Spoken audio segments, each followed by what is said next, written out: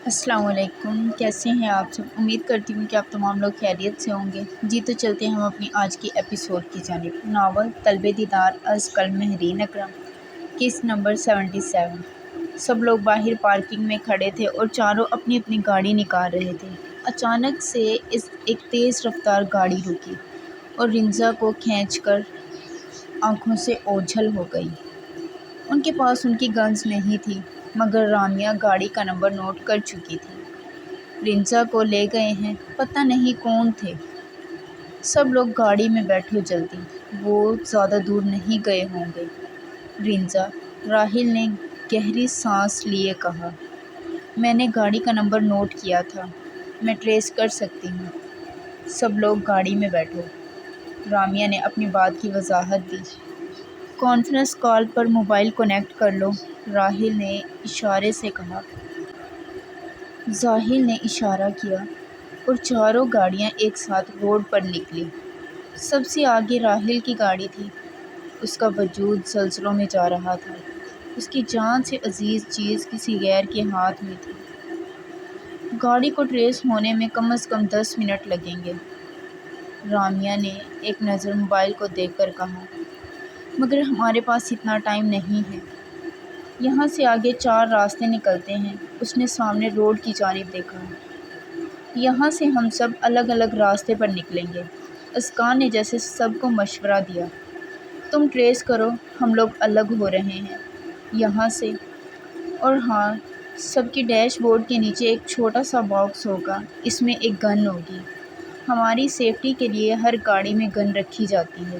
یہ بات چھوٹے پاپا نے بتائی تھی۔ سب لوگ اپنی گاڑی چیک کر کے اپنی اپنی گن نکال لو۔ جسے بھی جس راستے پر گاڑی ملتی ہے وہ ضرور انفارم کرے گا۔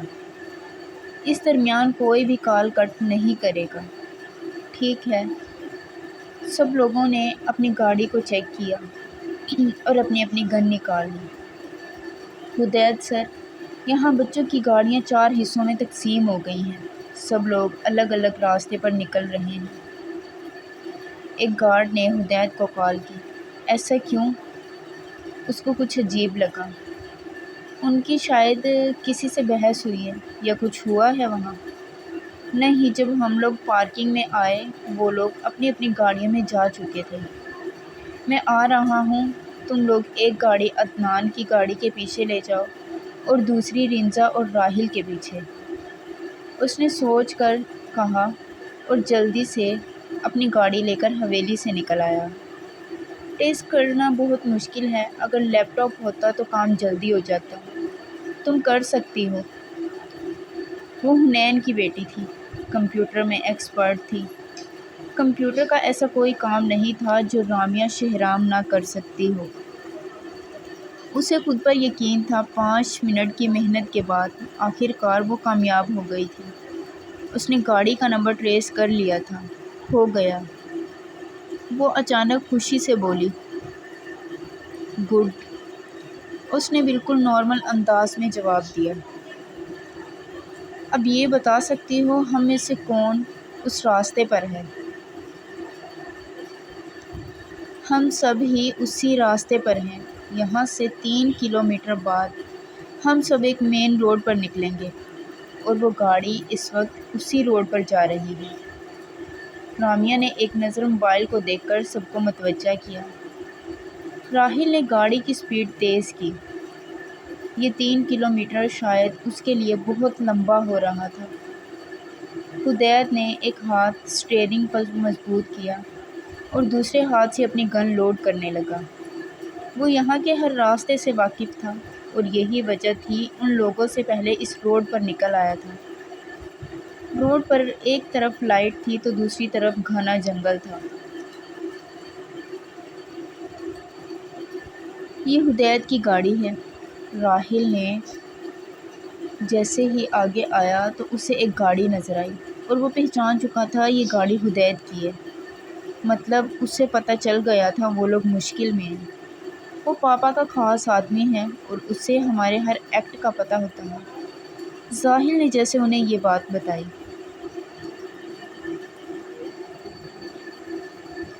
ہمارے پیچھے بھی 2 گاڑیاں ہیں۔ عدنان نے ایک نظر مرر سے باہر دیکھا تو 2 گاڑیاں ان کا پیچھا کر رہی تھیں۔ اچانک ان سب گاڑیوں میں آواز گونجی۔ یہ آواز ہدایت کی تھی، مطلب ان سب کی گاڑیوں میں ٹریکر کے ساتھ ساتھ ایک ایسا سسٹم بھی تھا، ایک مائک موجود تھا جس میں آواز گونج رہی تھی، تم سب لوگ اس راستے پر کیوں جا رہے ہو؟ وہ اپنی گاڑی میں ان سب سے رابطہ کر رہا تھا۔ تم لوگ بھی بول سکتے ہو، گاڑی میں ایک مائکرو فون بھی ہے جسے صرف میں کنٹرول کر سکتا ہوں، تم لوگ جو بھی بولو گے میں اسے سن سکتا ہوں، اب جو پوچھوں گا اس کا صاف صاف جواب دینا، اس نے سمجھانے والے انداز میں کہا۔ کون ہے جس کے پیچھے تم لوگ جا رہے ہو؟ رینزا، اسے کچھ لوگ لے گئے ہیں۔ راحیل کی آواز زلزلوں میں جا رہی تھی، وہ سمجھ چکا تھا یہ لڑکی اس کی کمزوری ہے، کچھ نہیں ہوگا اسے، مگر ہمارے پیچھے بھی 2 گاڑیاں ہیں، عدنان کے ساتھ بیٹھی رامیا نے جیسے بتانا ضروری سمجھا۔ وہ مسکرایا، جانتا ہوں، وہ میرے ہی گارڈز ہیں جو تم لوگوں کی حفاظت کرتے ہیں۔ اب کی بار سب لوگوں کو جھٹکا لگا۔ ہدایت کی سیکیورٹی کے سارے انتظام دیکھتا تھا، مگر انہیں اندازہ نہیں تھا وہ اتنا تیز ہوگا۔ گاڑی کتنی دور ہے وہ جانتا تھا، رامیا ٹریس کر چکی ہے، گاڑی ابھی بھی 3 کلومیٹر دور ہے، یہاں سے 4 کلومیٹر دور ایک پرانی کھنڈر عمارت ہے، وہ لوگ شاید وہیں جائیں گے، تم لوگ وہاں گن کے بغیر گاڑی سے نہیں نکلو گے، ہر گاڑی میں گنز موجود ہیں۔ ہاں مگر ایک ایک نہیں، فرنٹ سیٹ پر پاؤں والی جگہ دیکھو، چھوٹی سی جگہ بنی ہوگی، وہاں تم لوگوں کو دوسری گن بھی مل جائے گی۔ ارحان، تم مجھے یہاں کیوں لے کر آئے ہو؟ سب لوگ آتے ہی ہوں گے، رینزا نے اسے دیکھ کر کہا۔ رینزا، تم میری بات سنو، ہم لوگ بھاگ چلتے ہیں، دیکھو تمہارے گھر والے نہیں مانیں گے، میں سب کچھ کروا لوں گا، تمہارا ایک فیک نام سے پیرس کی ٹکٹ بک کروا لیتا ہوں، ہم لوگ بھاگ چلتے ہیں۔ تم پاگل تو نہیں ہو گئے ارحان؟ اس کو جیسے جھٹکا لگا۔ تو کیا تم اس سے شادی کر لو گی؟ نہیں، میں تم سے محبت کرتی ہوں، میں راحیل سے بات کروں گی، وہ میری بات کو ضرور سمجھے گا، وہ کبھی نہیں چھوڑے گا تمہیں، یہ تمہاری بھول ہے۔ ارحان کو جیسے یقین تھا، مگر جو ہم کر رہے ہیں وہ بھی تو غلط ہے۔ رینزا کو یہ سب ٹھیک نہیں لگ رہا تھا۔ ٹھیک ہے پھر، اگر تم ایسا نہیں چاہتی میں اپنی جان دے دیتا ہوں۔ اس نے اپنی گن کن پٹی پر رکھی اور ٹریکر پر اپنا ہاتھ مضبوط کیا۔ اسے نیچے کرو ارحان۔ رینزا کے قدم لڑکھڑائے تھے۔ تم میرے ساتھ پیرس جاؤ گی، ورنہ ابھی اور اسی وقت میں اپنی جان دے دوں گا۔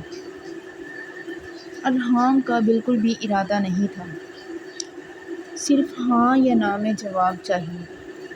ارحان، اس کی آواز بہت کم تھی، میں 3 تک گنوں گا۔ اس نے جیسے ایک اور دھمکی دی۔ 1 2 3 مجھے لگتا ہے تم مجھے مرتے ہوئے دیکھنا چاہتی ہو۔ اس نے ٹریکر پر ہاتھ رکھتے ہوئے تھوڑا سا نیچے کیا۔ میں چلوں گی، وہ آنکھیں میچ کر زور سے چلائی۔ اس وقت وہ بلڈنگ کے درمیان کے فلور پر تھے، وہاں سے نیچے صاف نظر آ رہا تھا باہر کیا ہو رہا ہے۔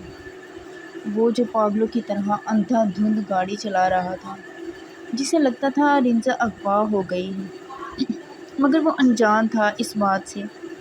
رینزا تو اپنی محبت کے ساتھ کھڑی کچھ اور ہی ارادے کر رہی تھی۔ اس نے نیچے دیکھا تو گاڑیوں کی آگے پیچھے لائن تھی، وہ جان چکی تھی کہ اس وقت یہاں کون آ سکتا ہے۔ ارحان، تم پلیز بھاگو یہاں سے، تمہیں کوئی دیکھ نہ لے۔ وہ اسے سیڑھیوں کی طرف لے آئی۔ نہیں، میں نہیں جاؤں گا۔ دیکھو، میں تمہیں پرسوں ملوں گی، پھر ہم لوگ اٹلی سے چلے جائیں گے۔ پلیز جاؤ۔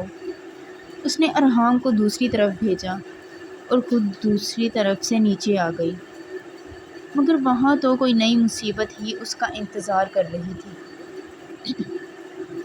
یہ لڑکی باہر کیسے آئی؟ یہ لڑکی ان میں سے نہیں ہے جن لڑکیوں کو ہم پکڑ کر لائے ہیں۔ کیا مطلب ہے تمہارا؟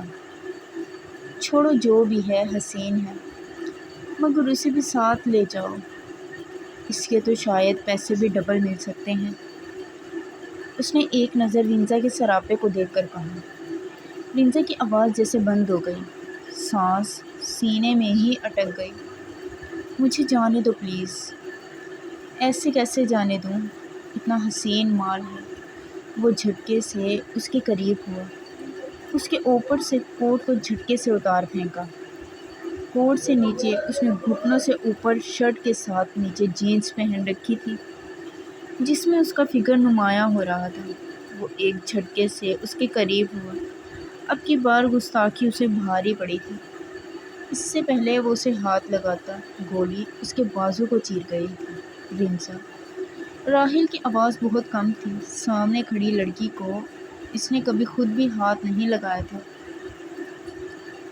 وہ اس قدر نازک حسینہ تھی اس کی۔ وہ جلدی سے اس کے قریب گیا اور کھینچ کر اسے اپنے سینے سے لگایا، بازو کے خضار مضبوط کیا۔ ایک ہاتھ اس کے بالوں پر چلانے لگا۔ کچھ نہیں ہوا میری جان، سب ٹھیک ہے۔ میں آ گیا ہوں۔ پہلی دفعہ تھا جب وہ اسے سینے سے لگائے کھڑا تھا۔ آج اسے پہلو میں دھڑکتا دل زندہ محسوس ہو رہا تھا۔ آپی۔ رامیا نے اس کے پاس آنا چاہا، مگر عدنان اس کا ہاتھ تھام گئی۔ نہیں، ابھی اسے تسلی صرف وہی دے سکتا ہے۔ ہمیں ان کے ساتھ دو دو ہاتھ کرنے چاہیے۔ کمینے، اس کی ہمت کیسے ہوئی میری بہن کو ہاتھ لگانے کی؟ اس وقت رامیا کا ارادہ بالکل بھی انہیں چھوڑنے کا نہیں تھا۔ وہ ایک ایک ہاتھ کر کے بازو اور ٹانگ کی ہڈیاں توڑ چکی تھی۔ کمپیوٹر میں ایکسپرٹ تو تھی، مگر ہڈیاں توڑنے کی ٹریننگ اسے اپنے باپ سے ملی تھی۔ یہ ہاتھ اب اس قابل نہیں رہیں گے کہ کسی لڑکی کو تم دوبارہ ہاتھ لگاؤ۔ تم لوگ گاڑی میں جاؤ۔ رینزا سہمی ہوئی ہے، اسے پانی دو، ہم انہیں دیکھتے ہیں۔ حدید نے اسے باہر جانے کا اشارہ کیا۔ راحیل نے اپنا کوٹ اتار کر اسے پہنایا اور فرنٹ سیٹ پر بٹھایا۔ ڈیش بورڈ سے پانی کی بوتل کھول کر اس کے سامنے کی۔ 2 گھونٹ پی کر اس نے واپس کر دی۔ تم بیٹھو، گاڑی سے باہر نہیں نکلنا، میں ابھی آتا ہوں۔ راحیل نے اس کی طرف کا دروازہ لاک کیا۔ نہیں، پلیز تم مت جاؤ، اس نے التجا کی۔ راحیل کا دل کیا اسے زور سے سینے سے لگا لے۔ کہیں نہیں جاتا، یہیں ہوں۔ سیٹ سے ٹیک لگا کر وہ آنکھیں موند گئی۔ راحیل ایسے ہی اسے دیکھ رہا تھا۔ یہاں تو اتنی ساری لڑکیوں کو رکھا گیا ہے۔ یہ لوگ لڑکیوں کو بیچتے ہیں دوسرے ملکوں میں۔ ان کا انتظام میں کر چکا ہوں۔ 10 منٹ میں بس یہاں پولیس آتی ہوگی۔ ہمیں نکلنا چاہیے۔ پولیس کے ساتھ میڈیا بھی ہوگا۔ حدید نے انہیں پوری تفصیل سے بات سمجھائی۔ حدید نے اپنے 4 آدمیوں کو رکنے کا بولا اور انہیں لے کر باہر نکل آیا۔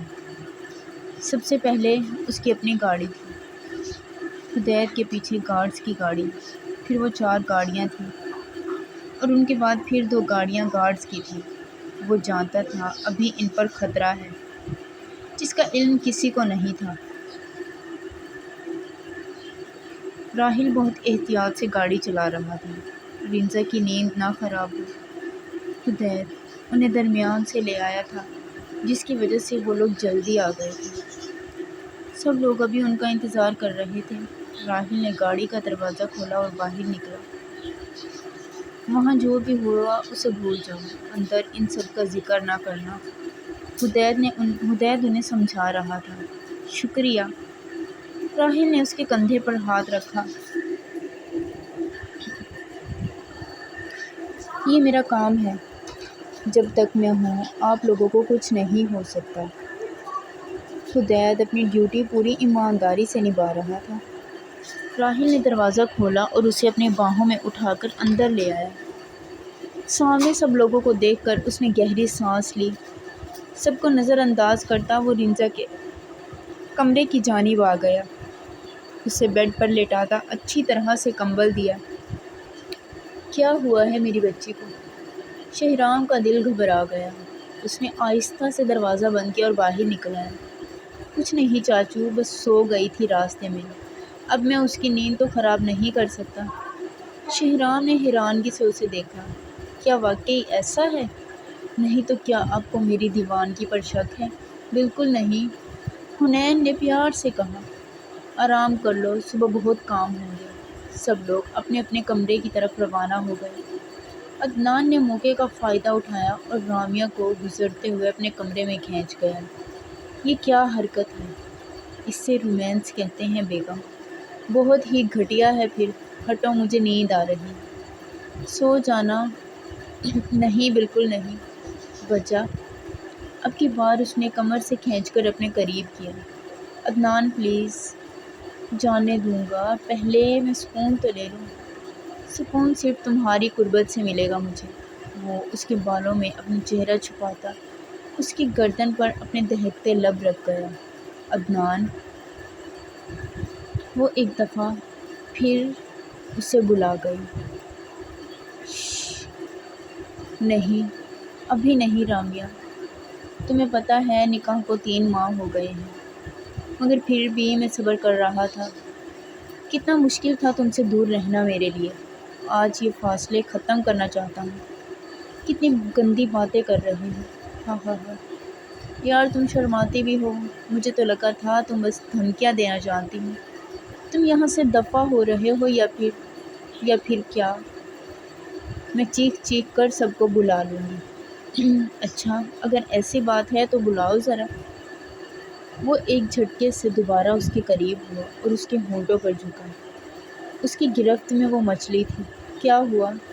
لوگوں کی ہڈیاں توڑنے والی آج شوہر کی قربت میں مچل رہی ہے۔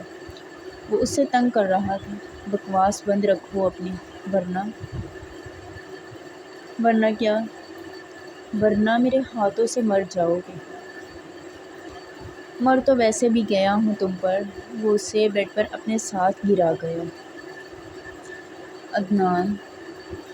اس نے ایک دفعہ پھر اسے دھیمی سی آواز میں پکارا۔ جی میری جان۔ وہ اس پر جھکتا کان کی لو چوم گیا تھا۔ اس کی گرم سانسیں رامیا کے کانوں پر محسوس ہو رہی تھی۔ عدنان پلیز۔